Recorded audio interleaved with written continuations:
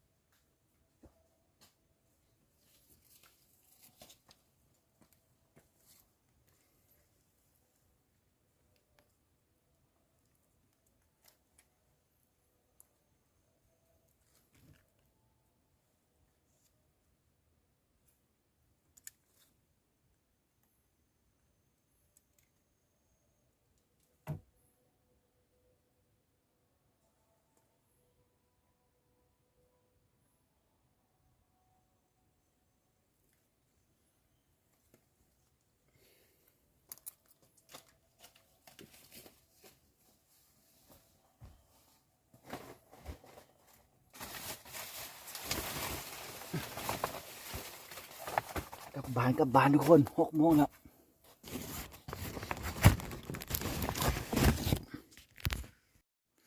ทุกคนวันนี้เราอันดักนกก่อนได้นก4 ตัวทุกคนนี่อยู่ข้างล่างนี่ตอนนี้เวลาก็ประมาณตอนนี้เวลา6 โมงเนาะ6 โมงไป10 นาทีทุกคนมันค่ำแล้วนกประมาณแล้วเราจะกลับบ้านทุกคนนี่หาเฮาทรายใหม่ทรายเฮาแปลงใหม่ทุกคนค่ำแล้วนกบ่ลงสำหรับคลิปนี้ก็จะฝากไว้เพียงเท่านี้ถ้ามักกดไลค์ถึงใจกดแชร์ทุกคนเจอกันใหม่คลิปหน้าบ๊ายบาย